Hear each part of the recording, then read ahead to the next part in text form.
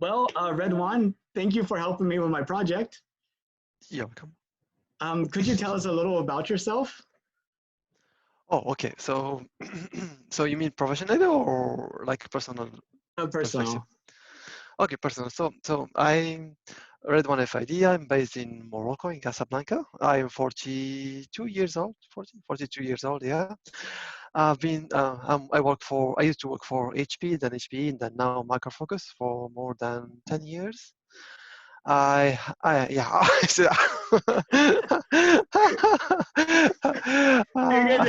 You're good. That's awful. Sorry, Redouane, but No worries. I have three kids actually. I have one who three, is, yeah, three kids, all of them boys. So one is 10 years, the other one is 7 years, and the latest one is 3 years. And how two old of do you them think he just, is? you must be 5 years, I guess. 5 years? Five? Four? Up and down? Up or down? Just up. Okay, so then you should be 6 years, not no more than that. 6 years? 7 years? Yeah. Come on. Oh, yeah, you look really okay. I I got should my not own tell. phone. Okay, okay. All my respect then. Okay. This is just gonna be the funniest interview. It's definitely gonna be. I hope you're okay with that. If I had a hat, I would do it like that. I mean, I Yes. wouldn't have guessed Well, that it was exactly. Okay, now really interesting. Yeah, nice. oh, so what's the first question I usually ask?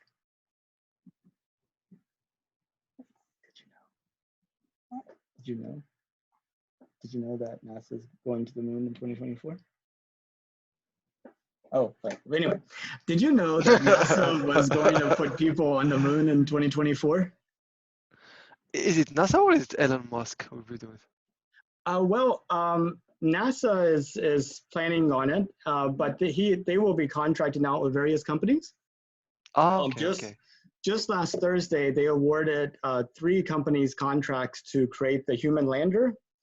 SpaceX was one of them, but so was Okay. Blue Origin. That was Oh, Jeff Bezos's company. So oh, um, okay. their Oh, plan is to have these companies develop the capability, and then they would just buy a ride on them. ah, nice, nice. So it will like kind of ride, like you stay there for a few hours and then they bring them back, or they plan to leave them like for 1 or 2 days there. I mean, do they have any more details about what will be then the plan for that? Well, I think the first time they land in 2024, they'll just be there for a few hours and they'll come back. But the plan is that by 2028, that they start doing sustainable operations, which might mean either continuous habitation, like we do with the ISS, or Mm-hmm. it's really unclear on what sustainable is. But it definitely feels like that we're on the path to actually start occupying and exploring and developing the moon. Wow, wow, that's So nice. Yeah, interesting. there's definitely not everybody is on the same page with that. Yeah. So it'd be interesting to see what happens. Mm-hmm. Um, so uh, what do you think about that? I'm just thinking maybe China will go there by 223 in this case. When? Oh, 2023? Yeah, I mean, like they are kind of a race. I mean, like you, as you know, so like now the world is having like kind of almost two leaders. This kind of polarity between US and China. So maybe China will try to double their force and try to even do that thing and implement that project even earlier than US. I'm just thinking about like Yeah, I mean, how they. one thing is, China landed a rover on the far side of the moon, and it's Oh, been okay. operating for over a year and has, Nice. I think, driven something like a kilometer um, Wow. on time. But there is this great power conflict too, but I don't think it's so much like who is more prestigious or gets there first. I think it's more of, we have found that there are resources on the moon that Hmm. will be critical to further space exploration. Like in 2010, we found out there's water ice stored in the poles of the moon. And that Okay. water ice can be used for our astronauts. It can be used to grow food. It can also be used as rocket fuel. And so I think one of the thoughts is whoever can establish sort of operations in those areas first will have effective control of that. And China has expressly said that they see that as a strategic goal. So I mean, there's definitely this great power kind of dynamic going on there too. Wow. So Nice. But you see, I mean, I think for humanity as a whole, it's a really good thing. I mean, even if that is a race and so on and this competition, it can all like only bring benefit to us like a normal citizens. I mean, if they can ease that thing and start like maybe in the future it will be like can get like some kind of low cost flights there, kind of easy jet to the moon or Ryanair to the moon. That would be really great. I mean, so that everyone can have one day afford to have such a ride. That would be really nice. I mean, for a human being. I keep telling my family I plan to retire on the moon. What if you run out of oxygen there? And you Well, that's where the water ice comes in necessary. You know, you could melt it and run a current through it, and you get hydrogen and oxygen. okay, yeah. You separate them, yeah, and you get your own oxygen. Yeah, that's really nice. That could be a good plan. All the water ice disappears. That's a big problem. We definitely don't want all the water ice to disappear. Yeah. But there's supposed to be like something like billions of tons of water ice. I mean, it's like it's not like a little bitty ice cube in the bottom of the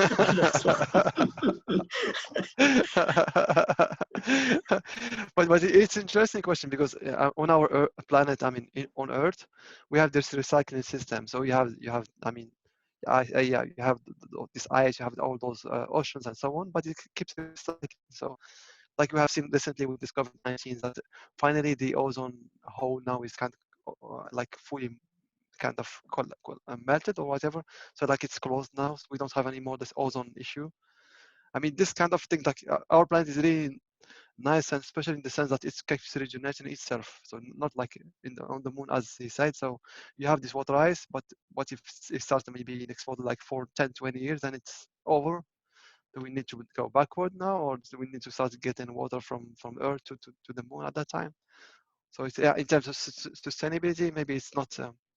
Might be challenging, not like in on Earth. Or if you do something wrong, maybe on the moon, maybe that specific, I mean, the moon will not be having kind of like its own recycling or its own restoring system like on Earth. So here we are pollution, but the nature from itself can start cleaning those kind of things and doing nice things as with I mean, within the sea or with the forest and so on.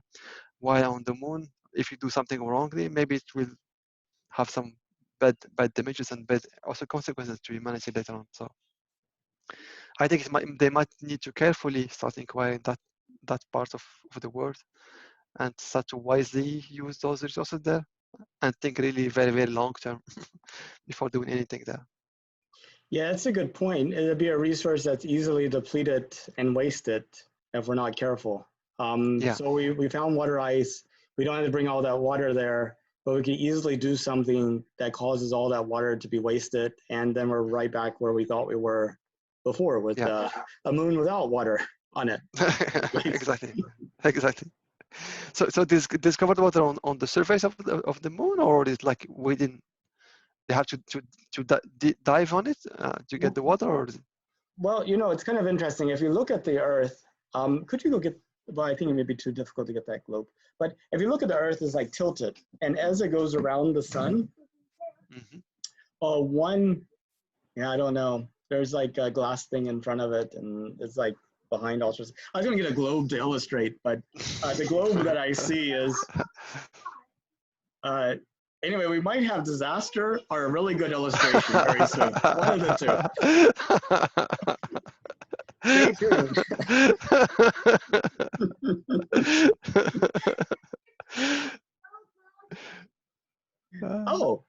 Yeah. Yeah, that would be easier to get.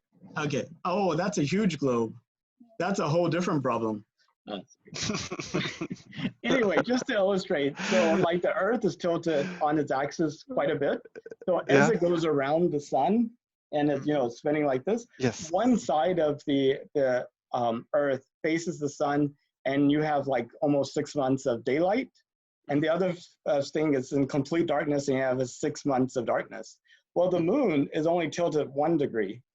So as it goes around the Earth, relative to the sun, it only has a 1 degree tilt. So as it goes around the Earth, which is going around the sun, there are deep craters near the poles where it's always in shadow. And since there's no atmosphere, it's actually colder in those craters than it is on Pluto. And over billions of years, comets have hit the moon, and some of those molecules have made it into these cold areas, and whenever they get in there, they get trapped. So that's what we think happened. And with enough time, you have enough chance for comets to hit the moon, and you have enough buildup.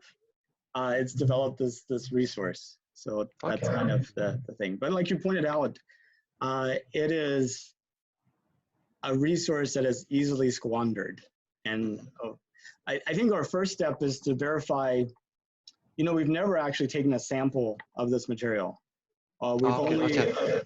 We've only observed sort of like, hydrogen and water from orbital satellites. We did have a satellite that we crashed into one of these poles, and it produced kind of a plume of material, which we were able to use other satellites to observe, what its atomic material was. So we're pretty confident there is water, ice, but I think the first step is just to see what it is. But you're right, before we really start trying to use it, we need to make sure we don't destroy stuff unnecessarily and that we don't waste what we get. So yeah, definitely, yeah. So, a lot of people I talk to about going into space, some of them aren't for it. Some of them say, we have enough problems here on Earth. We have poverty, we have environmental issues, we have, healthcare, just looking at one of our recent things. In space? You had to bring your own toilet with you. Well, it's like an RV or a boat. They have toilets. Or airplane. Airplanes have toilets. I mean, big airplanes. I've been flying a little Cessna. It doesn't have a toilet. No, but once on the moon, Jim, I mean, you can do it wherever you want. I mean, there's no gravity there, right? I mean, wherever you do it, it will fly over and it gets spread in the space. I mean, you don't need a toilet in this case. You can go to the nature of just walk like a bit and do whatever you want. I think it's a way to get the space, right? Like I trust that they're now living in the space, like for those satellites and so on, just keeps rolling over and then it's burned from itself, right? Yeah, I mean, also brings up that phrase, one person's trash is another person's treasure. So, it would literally be a resource to keep plants and animals alive too. Yeah, that's true. Yeah, that's true.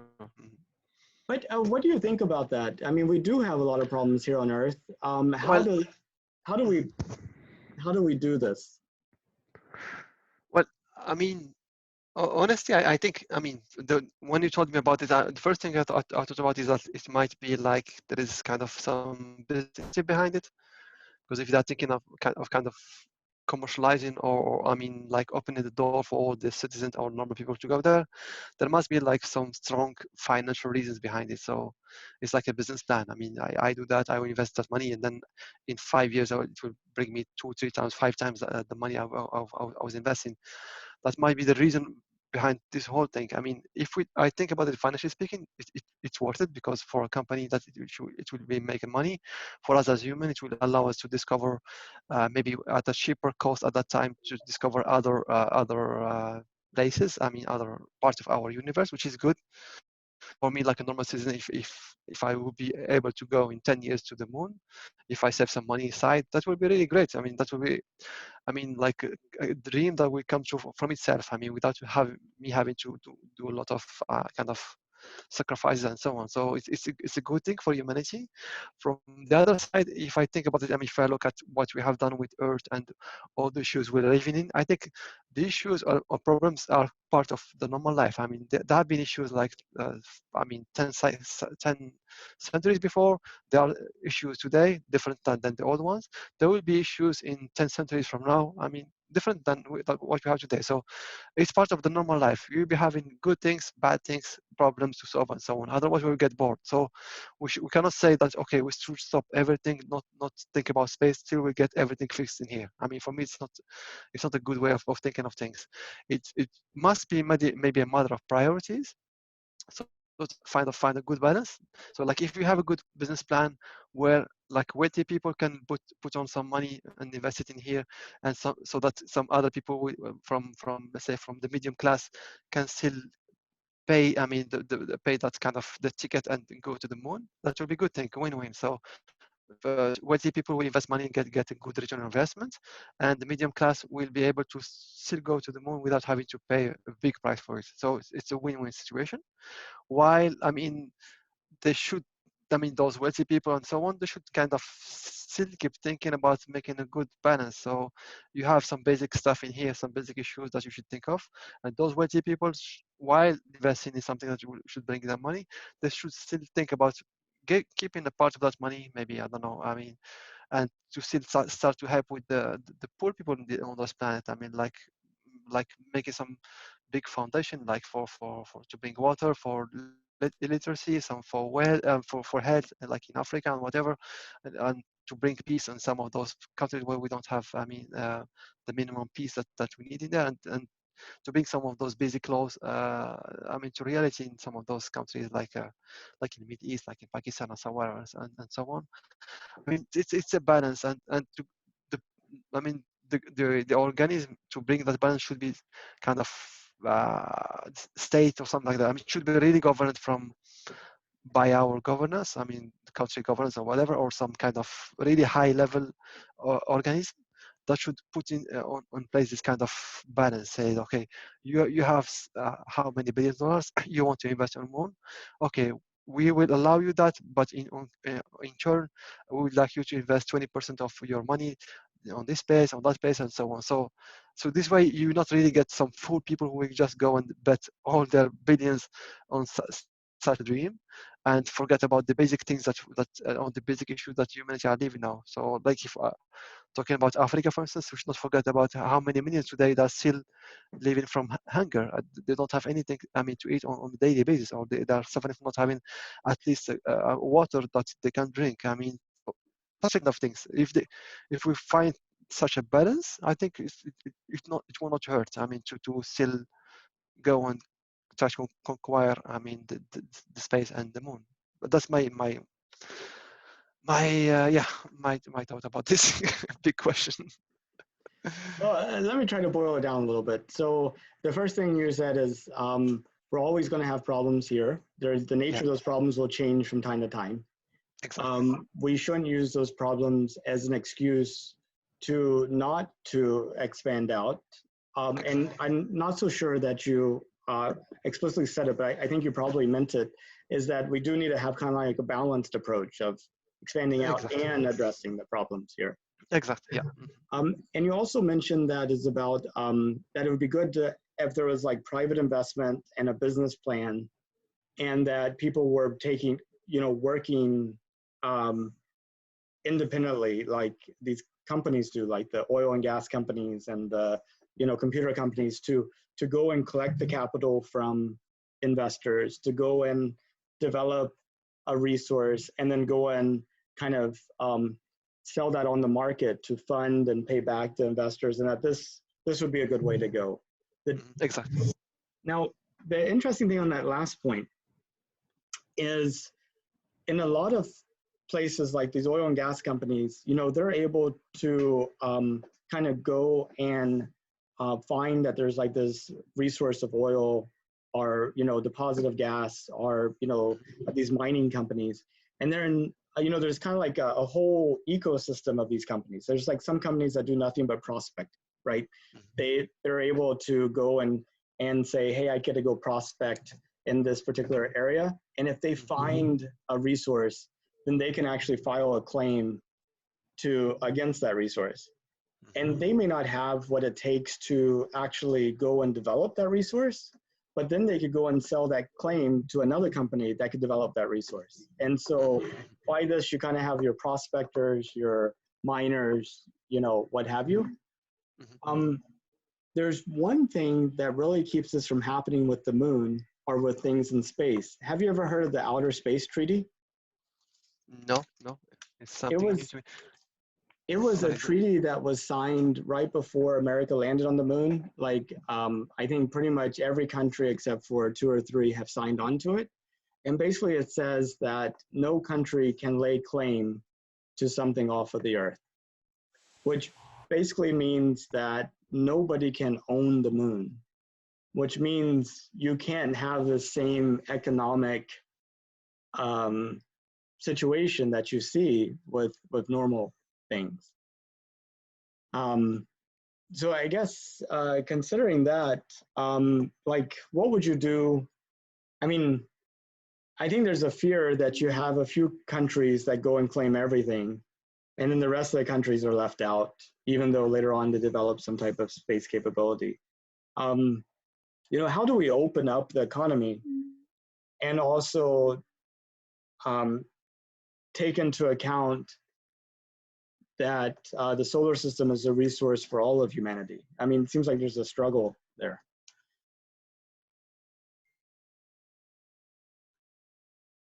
Oh.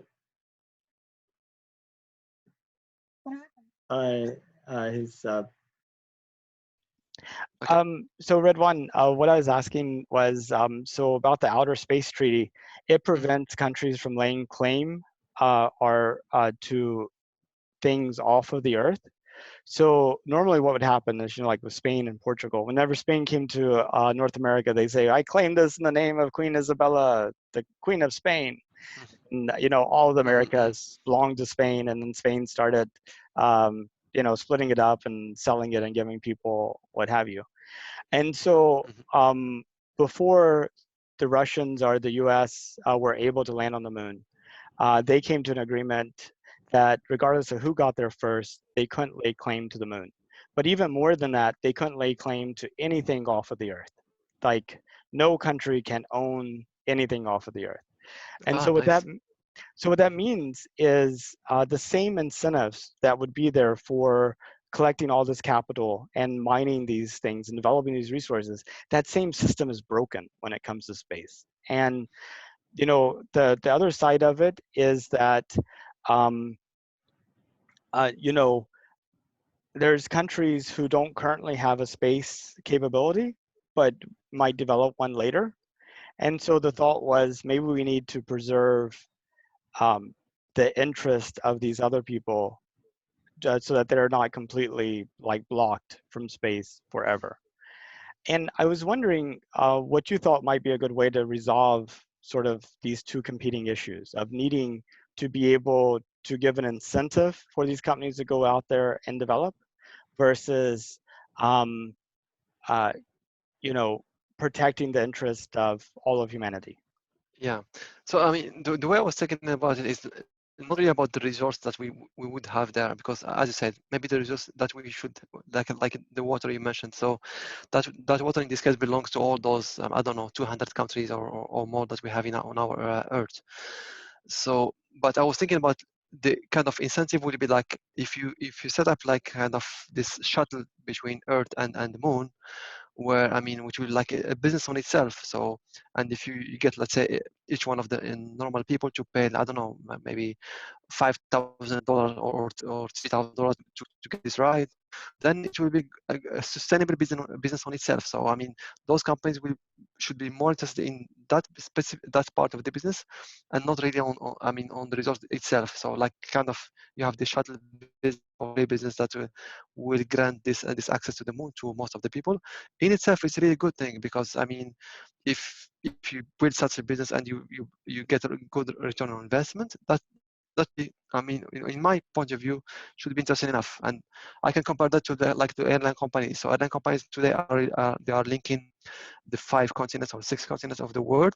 Those airline companies may be interested in the future. I mean, like you can take airline America or whatever, or United can be interested in building its own shuttle to the moon, and that would be a good business on its own for that company, like to be diversifying its portfolio and gaining more money on a new segment that could be very how can I say it, uh, can bring a lot of money in the future, can be really very promising from return on investment perspective.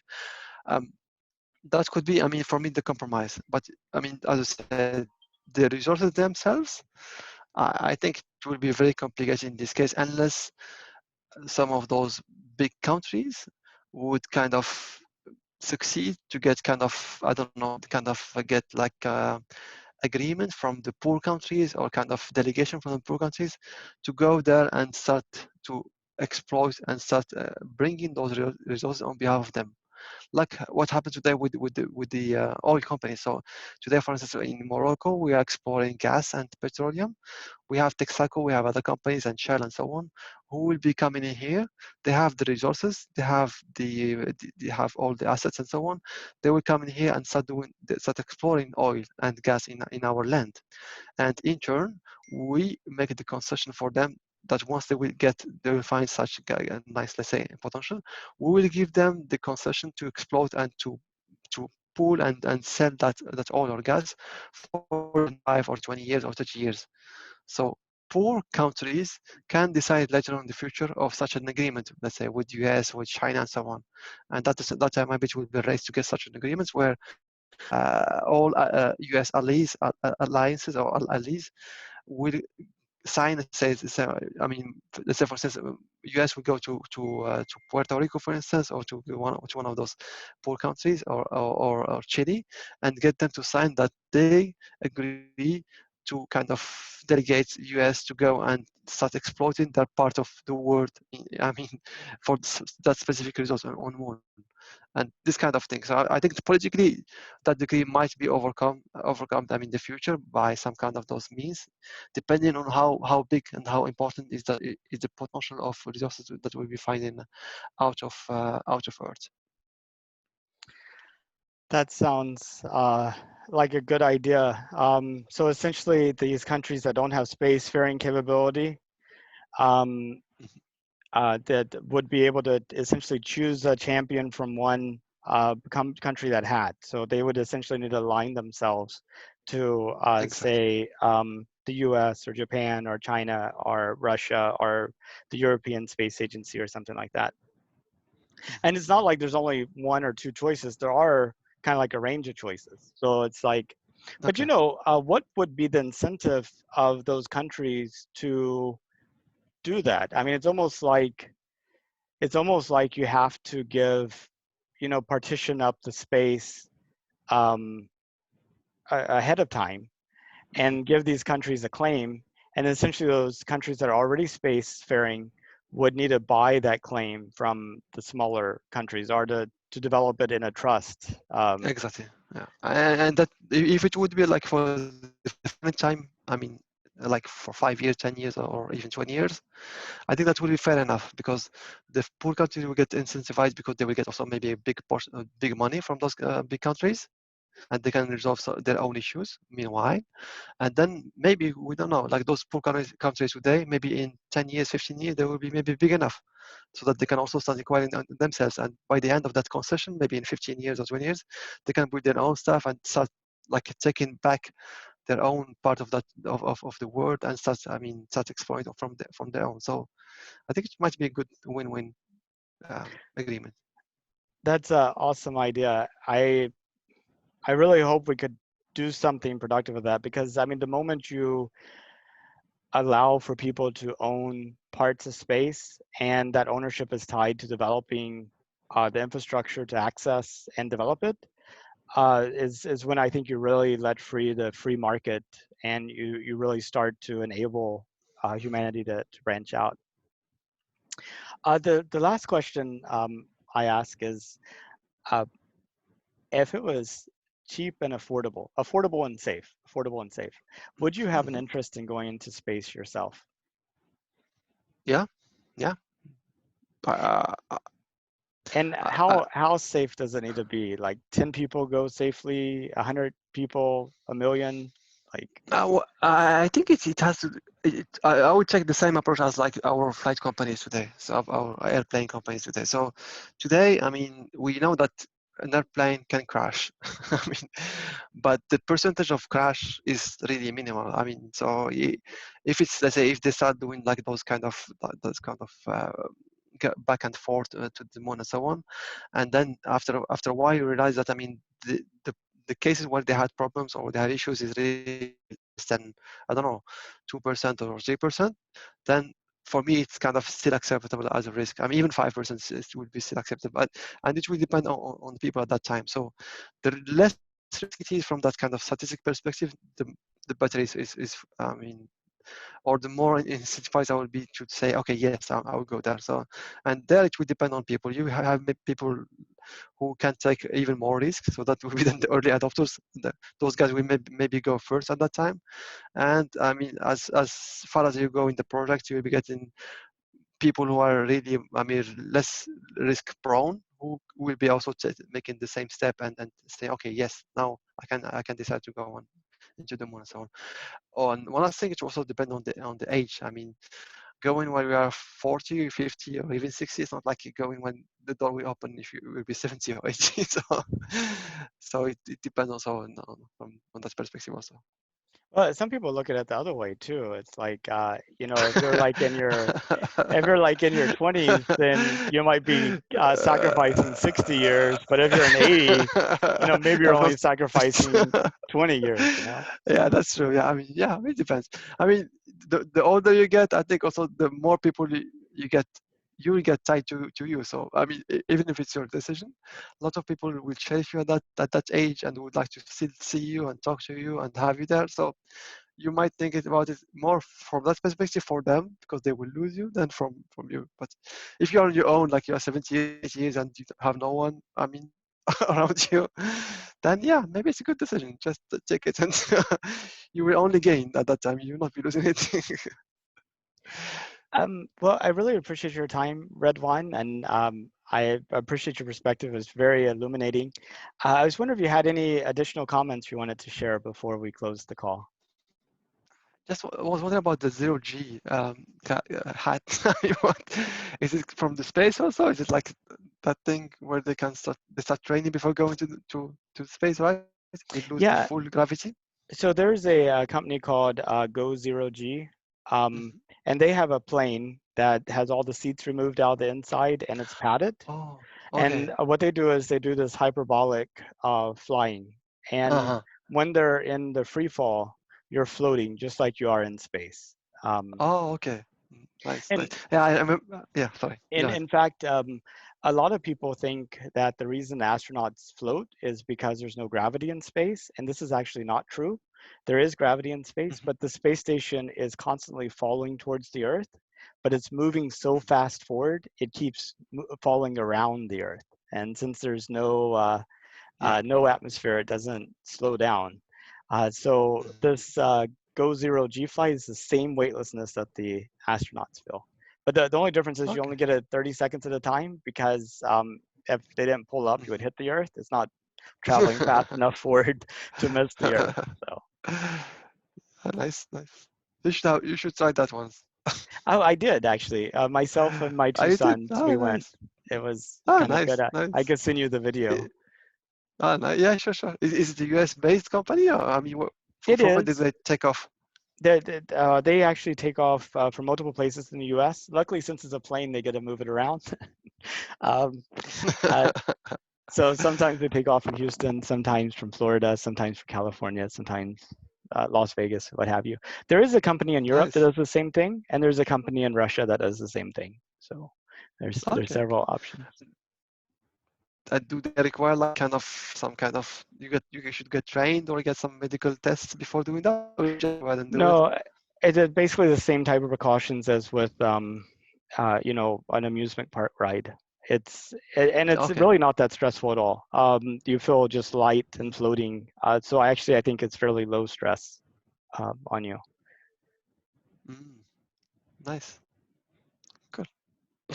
But thank you again, and hope you have a good rest of your day. Thank you. Same to you. Take care. Okay, bye-bye.